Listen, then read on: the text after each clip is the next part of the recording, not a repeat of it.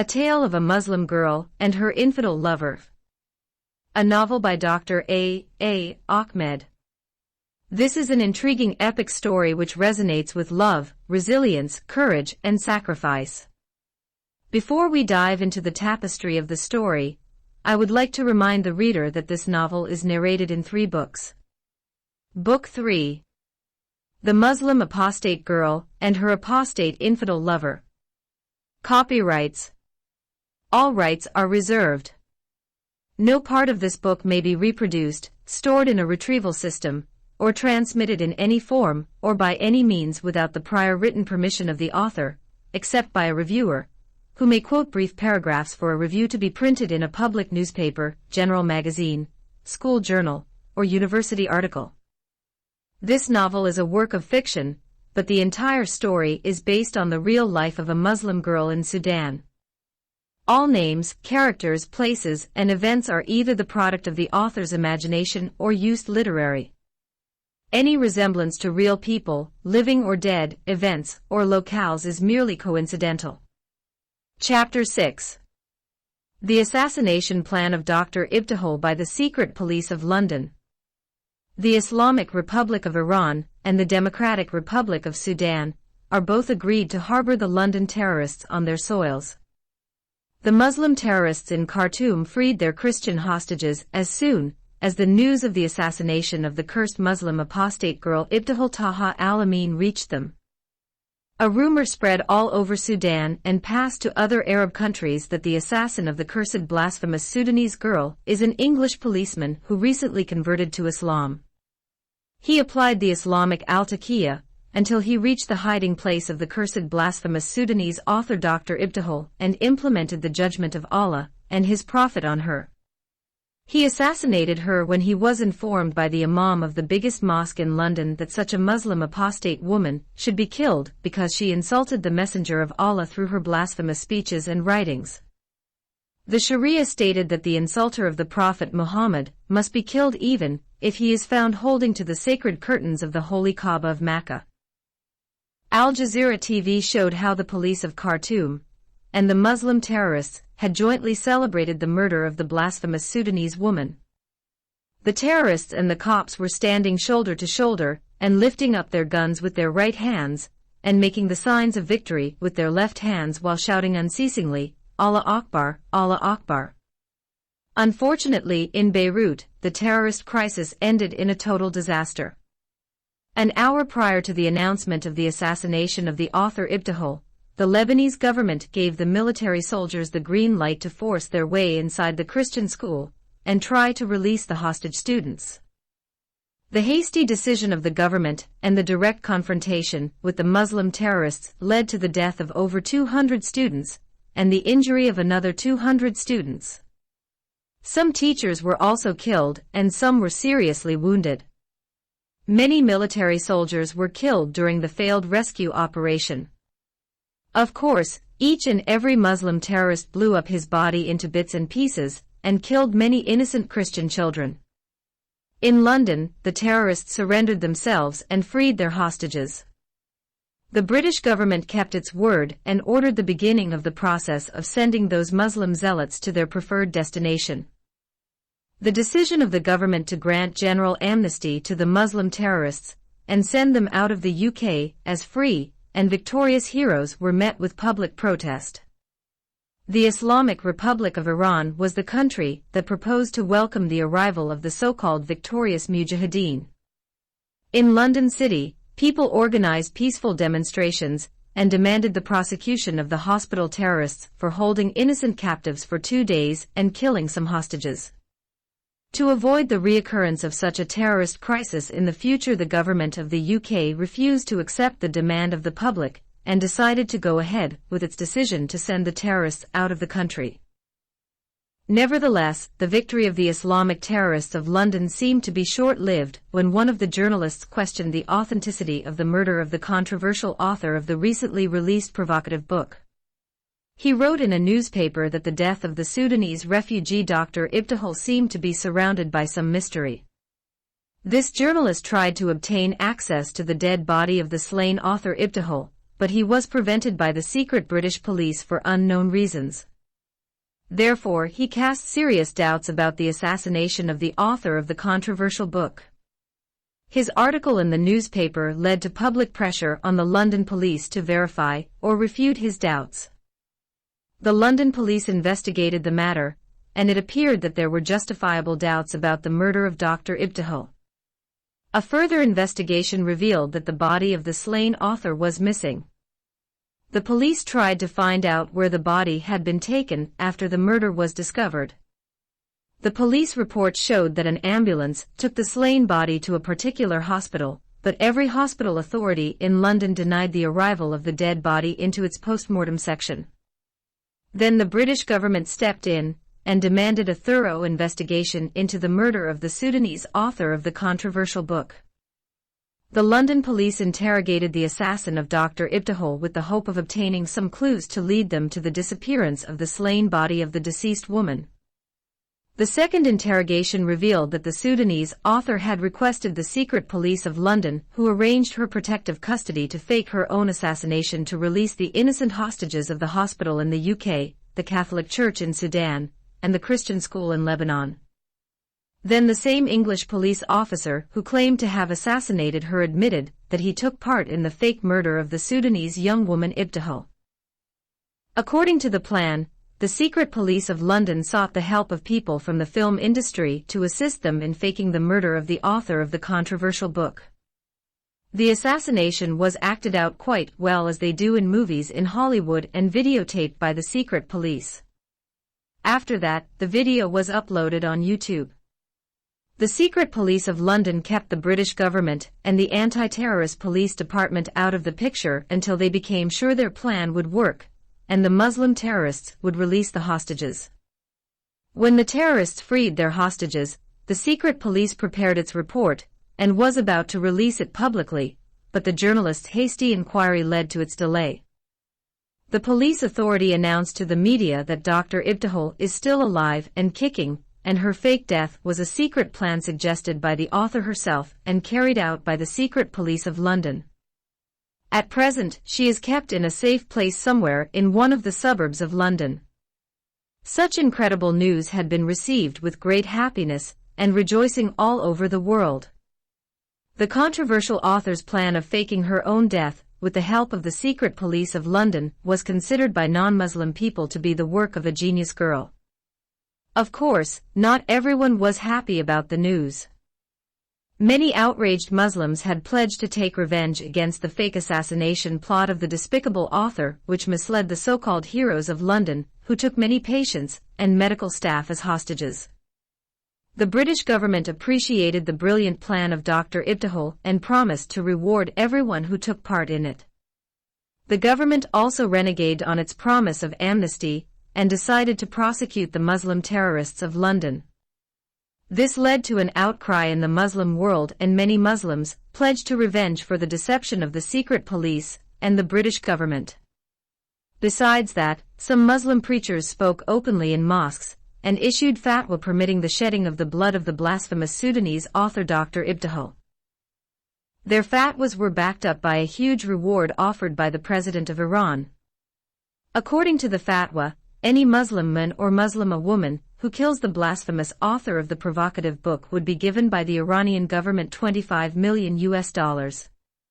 Even if the murderer happens to be a member of an international gang, such as the Mafia, and not a Muslim, still the Iranian government would give him or them a bounty of $25 million and offer him or their safe refuge on the Iranian soil. Chapter 7. Dr. Ibtihal on her way to Heathrow International Airport. As soon as the terrorist crisis was over, the London Police Authority decided to send the controversial author Dr. Ibtihal to her resettlement in the New World. Her presence in the UK became a dangerous threat to the safety of the public.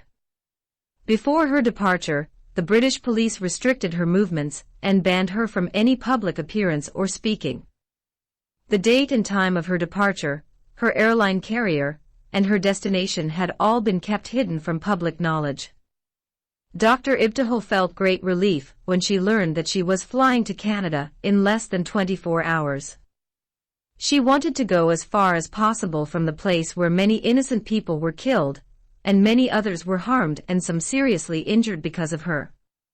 She does not want any more innocent blood to be shed because of her controversial speeches and writings on Islam. She prayed to God to take her to a country where no one would be seeking to kill her. She spent her last day in London fasting and praying for her safe trip to Toronto and her life in Canada. She knows her life so far is haunted by the fears of death. In Sudan, she was condemned to death. In Greece, a Muslim terrorist girl made an attempt to kill her in front of the criminal court. While she was in the USA, the jihadist terrorists kidnapped her Christian lover Dr. Samir and blackmailed her, then they brutally beheaded him. In the UK, she miraculously escaped other 2 attacks of the Muslim terrorists. She prayed to God and hoped that she would live a peaceful life in Canada. Dr. Ibtihal vowed to God and to her murdered lover Dr. Samir that she would fight religious terrorism until the last moment of her life. She determined not to be intimidated by the terror of Islam. She remembered the promise of the divine voice which spoke to her on the fateful day on which she heard the devastating news about the brutal slaughter of her beloved Dr. Samir. Accordingly, she decided to trust the Lord and fight, expose, and destroy the foundation of Islam, in the so-called revealed Holy Quran, and the hadiths of the alleged prophet of God Muhammad, and cut their demonic roots. In a private unmarked police vehicle, the controversial author had been escorted to Heathrow International Airport. She had no luggage to carry except one small bag and a purse. She was also having her emergency travel documents that were issued by the Red Cross, and the free air ticket that was given to her by the Canadian Embassy. While the police ghost car was running towards the international airport, the Sudanese author Ibtihal kept looking at the busy streets of London. Though it was still early in the morning, the streets were already busy. She wondered how many people on the roads knew about her case, and how many others wanted to assassinate her. She did not get a chance to see many tourist attractions in London. She remembered how the people in her motherland used to talk about the beauty of London. She wished she was free and unknown like many of those people who were walking in the streets. She wanted to walk in the streets like anybody else without being noticed or cared about by anyone. Just a single book she wrote in London, one debate on Al Jazeera TV at their office in Chicago, and a few speeches she delivered in Athens made her be despised and hated by millions of Muslim people. She never wanted to gain a name and fame. She wished to marry the Christian man she loved and to live a normal and happy married life with him. Those who hated freedom and the love of the man by the woman had shattered her beautiful life dream in pieces. On that fateful day, when she heard the sad news of the cruel slaughter of her Christian lover Dr. Samir, all her life dream ended. She felt as if the Islamic terrorists had killed her own life. She wished that she were the one who got murdered, and her late lover survived. She was the one who started to speak about Islam, and created enmity and hatred toward her. Why did the Muslim terrorists choose to punish a person who had no quarrel with them? Her late Christian lover had never spoken in public against Islam. Although he knew a great deal about the evil teachings of Islam against non-Muslims, he didn't speak about them to anyone except her. Even so, he was the one who opened her eyes to those terrorist teachings of the Quran and the misogynistic hadiths of the messenger of Satan. Though she lost her lover forever, still, she was indebted to him by her life for freeing her from that satanic religion. She had determined neither to forget his love, nor his teaching of Islam, nor his cruel death. She would always treasure those wonderful days she spent with her late Christian lover on every Thursday evening in the Hamad floating restaurant in Khartoum City. On that fateful day, on which she heard his brutal beheading, Dr. Ibtihal felt the terrible pain that the Muslim terrorists could inflict on the lives of the surviving relatives of their victims. On that day, she experienced the pain and danger of the Islamic terror. Although she didn't watch the YouTube video of her lover's slaughter, she still dreamt of it many times, and saw it 100 times as horrific nightmares. Consequently, on that fateful day, after the Muslim terrorists deprived her of the love of her life, Dr. Ibtihal refused to cry, but she made a vow to take revenge for the blood of her martyred lover, and the blood of millions of other innocent people that were unjustly murdered by Islamic terrorists. Her first attack on terror through her masterpiece book proved to be so damaging that all Muslims of the world wanted to silence her by hook or by crook. She knows that even if they succeed in silencing her voice, they cannot erase the words that she left behind her. The Sudanese apostate girl Ibtihal understood where the weakness of religious terrorism lay. All Muslims and other terrorists believe some religious teachings to be sacred and divinely revealed to their prophet by God. By showing those teachings of human origin, and by exposing the dangers of the Quran and the hadiths of Muhammad, Islam would become naked, and everyone could be able to see its ugly face. The recollection of the recent past took the genius author Dr. Ibtihal to the terrorist crisis in the biggest hospital in London. She spent sleepless nights during those horrifying hours. She felt she was responsible for the life of every child, old man, aged woman, and sick person in that hospital. She could not imagine how she was going to live the rest of her life if those innocent people were murdered because of her. For that reason, she was prepared to do anything to save their lives. She approached the police authority, agreed to go inside the hospital, and offered her life as a ransom for those innocent and sick people. But her request was turned down because it conflicted with Western values and principles. She knew she would not be able to go against the law by trying to sneak inside the hospital. She learned that the hospital was surrounded by police. Finally, a bright idea flashed in her shrewd mind, and her conscience approved it. She decided to fake her own assassination to fool the Muslim terrorists. Upon hearing her assassination, the terrorists would know their sole demand was fulfilled, and hence the ground on which they were standing and holding the innocent patients as captives would be removed. She disclosed her idea to those secret police agents who kept protecting her place and providing her with food and other necessities. When they heard it, those London police officers laughed at her and considered her idea applicable only in movies and fairy tales, but in real life, no person would be fooled by it. Even so, Dr. Ibtihal kept on insisting that her idea was worth trying. After she insisted on her plan, the cops agreed to inform their leader about her proposal. Luckily, the leader accepted the proposal and hastened its production. Then, the secret police sought the help of those movie makers who could fake anything in life, even the assassination of the President of the United States of America, and make the entire world believe it. The shortest movie ever made in the world acted well. In fact, no one had seen it on YouTube and believed it was a real murder. Even top experts in Islamic terrorism in the CIA and FBI were fooled by it. The short movie showed the British police officer emptying his revolver into the head of the Sudanese controversial author Ibtihal Taha al-Amin. Before he shot her from point-blank range, she begged him to save her life. When he killed her in cold blood, the officer spoke a few words to the effect that he did the murder to save his bedridden sick mother from being killed for the sake of the empty-head author of the most stupid book that he ever read in his life. The plan worked well, and the first international news agency to be fooled by it was none other than the popular news agency of the BBC World News. CNN and Al Jazeera TV picked the assassination news and broadcast it too. The British government and the police of London were also made to believe that an English police officer shot the Sudanese author Ibtihal and killed her because he wanted to save the life of his dying mother. Then the Muslim terrorists saw the breaking news on the TV screens in the hospital and believed it too. Meanwhile, Dr. Ibtihal spent that night on bended knees praying and asking God to forgive her for resorting to deception to save the lives of the innocent people in the Hospital of London, the Christians in the Catholic Church in Khartoum, and the students in the school at Beirut. She also pleaded with God to grant her and the innocent hostages victory over the tyranny of Islamic terrorism. The Lord answered her prayer, and the hostages were freed except for those unlucky ones who were killed after the first deadline was over.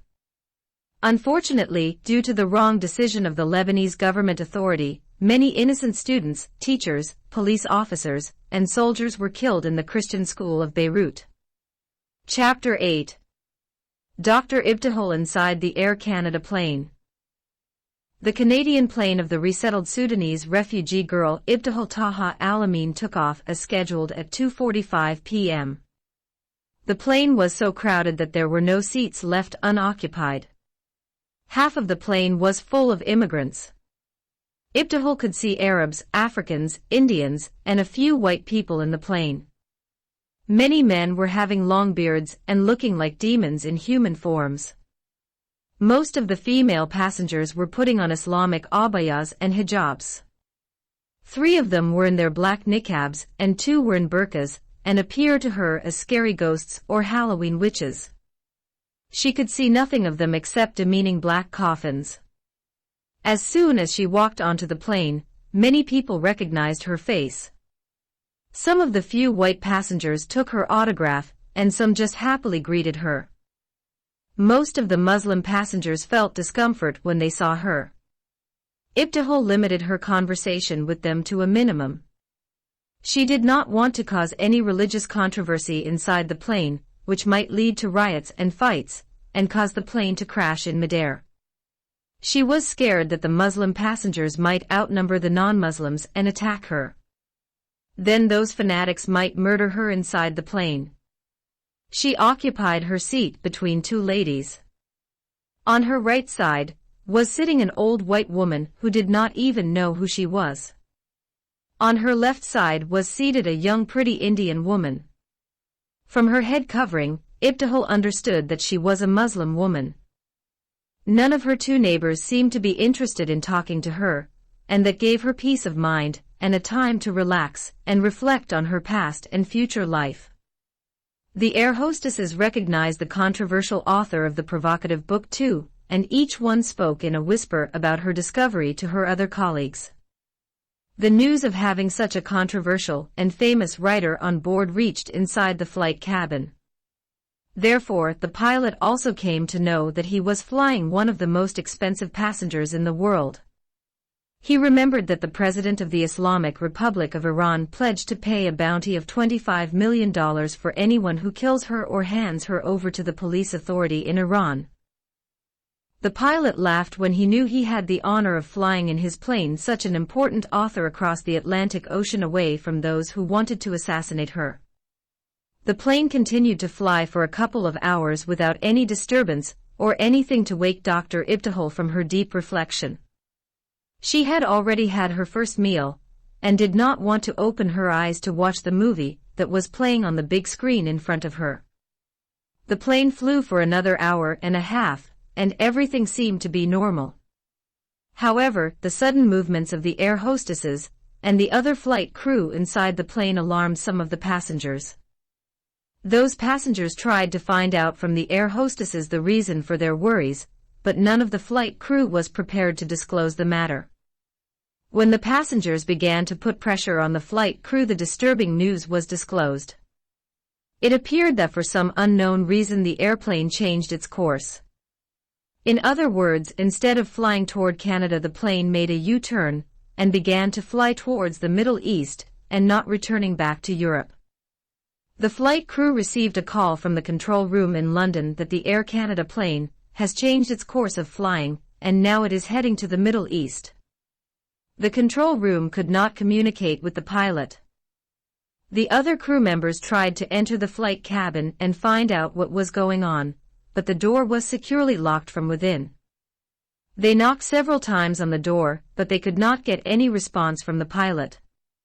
In the meantime, the passengers had been requested to be quiet until the problem was resolved. They were extremely frightened, and some of them concluded that some Islamic terrorists had hijacked them. Their fears were confirmed when they realized that they had with them on board of the Air Canada plane the controversial author, who had caused tremendous religious problems and filled the hearts of Muslims with fits of anger all over the world. Most of them knew about the terrorist crisis which she caused in London, Khartoum, and Beirut. On land, the BBC World News once again was the first news agency to obtain breaking news and broadcast it. According to the BBC, an Air Canada plane had been hijacked by its pilot, and now was heading to the Middle East. The flight control room in London tried to communicate with the pilot, but it could not get any response. The control room was able to communicate with the rest of the airplane crew. From them, they learned that the pilot had locked himself up inside the plane cabin and changed the course of his flight, and now he was heading toward the Middle East. The co-pilot was among the flight crew who also could not be able to have access to the airplane cabin. The matter was considered by the British police, the CIA, the FBI, and the Canadian RCMP to be a profoundly serious issue because among the passengers was the controversial Sudanese author, Ibtihal Taha Alamin, who was sent for resettlement from London to Toronto. Therefore, there was a high possibility of terrorist involvement in the hijack. The identity of the pilot did not support such a possibility. He was a Canadian by birth and from a Christian background. The other possibility was that the pilot wanted to sell the controversial Sudanese author to the government of Tehran for the sake of the big bounty that the Islamic Republic of Iran placed on her head. The second possibility was soon confirmed when the CIA intercepted a communication between the pilot and an Iranian flight control room. The conversation revealed that the pilot requested the Iranian International Airport in Tehran to grant him landing permission. He frankly disclosed his reason for hijacking the Air Canada plane. Then the Tehran International Airport had received official instruction from the Iranian government endorsing the hijack and ordering the airport authority to grant permission of landing for the hijacked Canadian plane. Chapter 9. A Deadly War in the Sky. Immediately, the U.S. military base in Iraq received a message from the White House instructing it to prevent the hijacked Canadian plane from reaching Iran. It was a tough decision for the military base as to how to prevent the hijacked plane from landing at Tehran International Airport. It was a civilian jet and shooting it down would serve the purpose of the government of Iran. If the base sent up fighter aircraft to try to intercept the hijacked plane, the pilot might not yield to the pressure to change course and obey the order to land at another airport. The worst could happen if he decided to fly straight in the middle of the jet fighters and cause a mid-air collision. Back inside the plane, the passengers were divided into two serious decisions. Some suggested that they should use whatever available objects, break into the cabin, and force the pilot to land at an airport other than Tehran International Airport. The passengers by then had learned from the control room in London that the pilot had communicated with the Iranian government and agreed to sell the Sudanese author of the provocative book to them for the $25 million bounty placed by the president of Iran on her head. Other passengers proposed that they should wait and leave the matter to the Iranian government to decide about the fate of the controversial author. Those passengers did not see that they were involved in the fight between the Sudanese author and the Muslim world in any way. The second opinion was supported by most of the plane crew, especially since any violence involved might cause the plane to crash and kill everybody on board. Accordingly, the second proposal prevailed, and the passengers began to wait impatiently for what was going to happen in the coming few hours. Some Christian passengers had pity on the hated author and tried to encourage her. Dr. Ibtihal thanked them for their concern, but she assured them that nothing would happen to her if God does not permit it. Then she spent her time praying to the Lord Jesus to grant the safety of all the passengers and the crew of the hijacked plane. She even prayed for the pilot who decided to sell her to the Iranian government. Muslim passengers who formed the majority inside the plane have already hated her for the so-called blasphemies and lies she wrote about their beautiful religion Islam and their infallible prophet Muhammad. Now they began to hate her with unbridled bitterness for the dangerous situation she had placed them in. If they could, they would have thrown her alive out of the flying hijacked plane. As soon as the hijacked plane entered the airspace of Turkey, the U.S. airbase in Iraq sent for jet fighters to intercept its course and prevent it from flying across Turkey into Iran. The American military base at first thought the pilot would fly over Syria and Iraq to reach Iran. But the pilot knew the danger of flying over Iraq, where the presence of the US and British Air Forces is in every part of that Arab country. Therefore, he chose the safest route. The 4 jet fighters flew at maximum speed to meet with the plane somewhere along the Grecian-Turkish border. The fighter pilots spotted the hijacked plane as soon as it entered the airspace of Turkey. Then they surrounded the plane and tried to communicate with its captain. The pilot refused to answer their messages. He continued his flight as if he did not hear or see anything. The 4 American aircraft continued to circle around the plane and constantly issued their orders to respond and cooperate with them. The pilot did not waver from his decision to fly all the way to Iran. The U.S. pilots threatened to shoot down the plane. The pilot does not respond. The aircraft tried to slow down his speed by flying across the course in front of him. The pilot didn't slow down. It seemed as if he was flying blindfolded. The U.S. Air Force jet fighters continued to circle around the hijacked Canadian plane, without any success in preventing it from flying to Iran. The American pilots received orders from their military base in Iraq that they should not enter the Iranian airspace. The Iranian Air Force had already announced that it would shoot down any jet fighters entering its flying zone. That would mean starting a war with Iran if one U.S. aircraft was shot down. Meanwhile, the world held its breath waiting for God to decide what was going to happen in the sky over Turkey. There were many speculations made by many hijacking experts. Some speculated that the hijacked plane would make it to the Tehran International Airport anyway. Others predicted the American jet fighters would force the Canadian pilot of the hijacked plane to land in Turkey. Yet, others were scared that the U.S. Air Force might shoot down the hijacked Canadian plane and killed the controversial author, the plane crew, and all other passengers on board. During such a difficult time, every TV channel in the world was following minute by minute the developments of the hijacked plane. In the meantime, the Canadian pilot had flown all the way across Turkey while he was followed by the American jet fighters. He had only a few minutes left before entering the flying zone of Iran. By then, the Iranian Air Force jet fighters left their military base on the border of Turkey to welcome the approaching hijacked plane and to engage in possible combat with the American planes if they dared to cross into their flying zone. The U.S. fighter jets had already received orders from the ground to back off and leave the hijacked plane alone to enter the Iranian airspace. Once again, the peoples of the Muslim world rejoiced, and the citizens of the Arab nations celebrated on the streets when the Al Jazeera satellite TV announced that the American Air Force planes had withdrawn, and the hijacked Canadian plane had already entered the Iranian flying zone. Many popular Arab TV channels had exaggerated the issue and falsely claimed that the Iranian jet fighters forced the American jet fighters to go back to their military base in Doha, in the state of Qatar. Many non-Muslim people across the world were astonished when they came to know that a Canadian pilot, who was unacquainted with terrorist tactics and never expected to lend a hand to such a terrorist government as Iran, would do such an evil act. Why all of a sudden, he had decided to betray the Sudanese author Dr. Ibtihal and sell her for $25 million. The Secretary General of the United Nations issued an official appeal to the Iranian government not to allow the hijacked Canadian plane to land at any of their airports. The President of the USA announced that Iran would be placed under further sanctions if it harbored the hijacked plane, and passed the death sentence on the Sudanese refugee writer.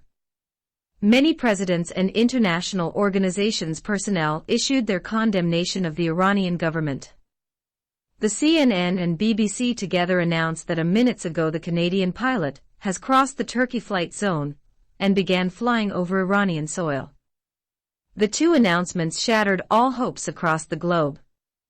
A few minutes later, it had been announced by the Al Jazeera satellite TV, BBC, and CNN that the Iranian jet fighters had surrounded the hijacked plane and begun to direct its course toward Tehran International Airport. When all hopes were lost and everything seemed to be favoring the traitor Canadian pilot, Just a few minutes after the plane crossed the border and entered the Iranian airspace, something had happened. The defector Christian pilot announced that his plane was running out of fuel. In fact, the pilot had been alarmed by the reading on his fuel gauge, but he kept on flying, hoping that he might cross into Iran and make a safe landing at an airport at the border. A Turkish control room picked up his message. The control room informed him that he could land at a military airport on the Turkish-Iranian border. The Iranian military aircrafts told him that he needed to fly for another hour before he would find a safe place to land in Iran. The pilot responded by saying that he would not be able to fly for another half an hour without risking a plane crash or fire in the fuel tank. Then the Turkish authority gave permission to the pilot to begin his descent at the military airport. The Canadian pilot decided to forsake his evil plot and determined to save his life and the lives of his other crew and passengers, and began his landing procedure. When the Iranian plane saw the pilot change the course of his flight and turned back towards the Turkish flying zone, they insisted that he should continue flying. The pilot refused to obey their orders and once again crossed the border and entered Turkey. The Iranian pilots threatened to shoot him down if he continued toward the Turkish military airport. The pilot ignored their threats and continued his landing procedure. The 4 American jet fighters are still hovering near that zone when the pilot returned to Turkey. The Iranian Air Force aircraft followed the plane without knowing that they have entered Turkish airspace. The U.S. pilots saw one of the Iranian jet fighters fire a missile toward the landing civilian plane. They quickly intercepted that missile before it hit the hijacked plane. Then they engaged in combat with the rest of the Iranian planes. There were 3 Iranian jet fighters against 4 American jet fighters. In just a few minutes, all 3 Iranian jet fighters were shot down and totally destroyed. None of their pilots was able to save himself and escape through a parachute. They had all been burned and overcooked by the huge flames and perished. It had been yet another breaking news that changed the course of the Iranian-American conflict forever. Chapter 10. Dr. Ibtihal at the Ankara International Airport. The traitor Canadian pilot had made a safe landing at a small military base at the Turkish-Iranian border.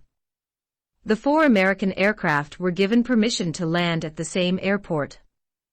Then the violating Canadian pilot was placed under arrest by the Turkish police authority, and the passengers and aircrew were asked to remain inside the plane for further flight.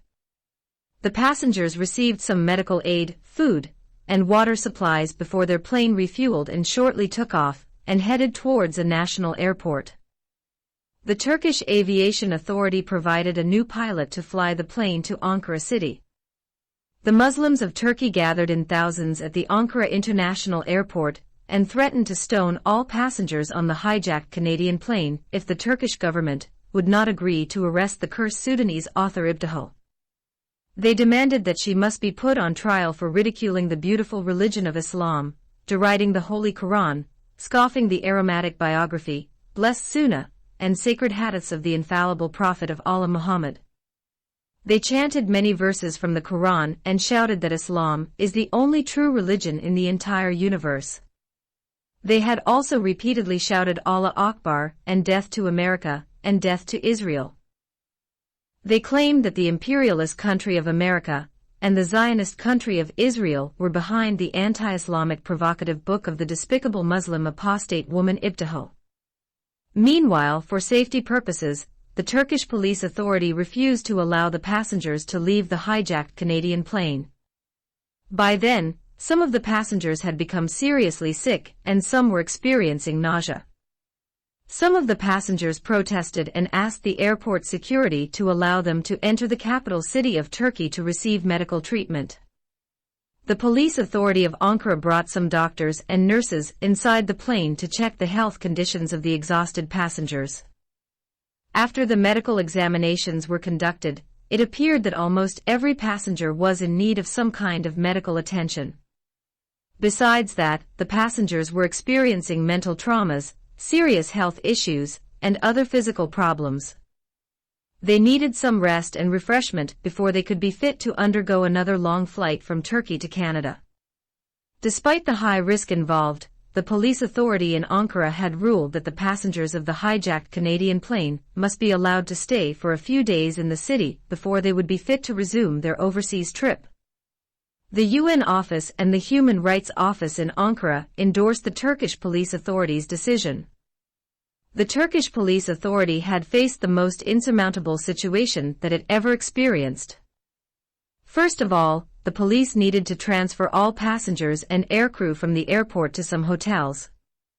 Many Islamic leaders and imams of mosques in Ankara city had already moved the masses of Muslims against the apostate author of the provocative anti-Islamic book, and issued fatwa permitting the public to stone her on the spot. Secondly, the police authority should guard the place where Dr. Ibtihal was supposed to spend some days before her plane could resume its flight to Toronto.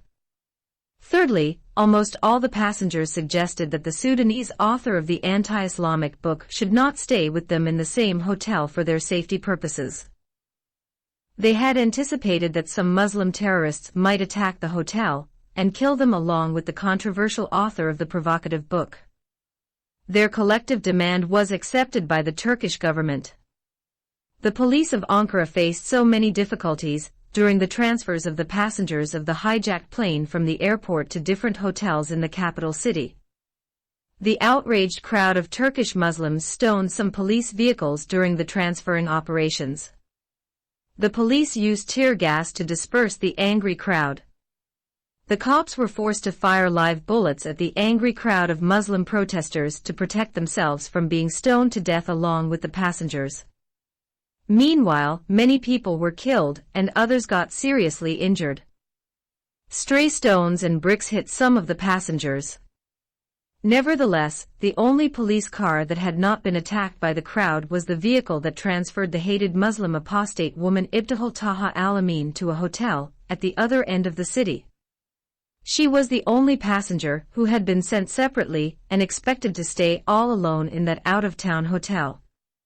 The police of Ankara had used a secret exit at the international airport to smuggle the so-called despised Sudanese author of the provocative book out of the airport premises in an unmarked police vehicle.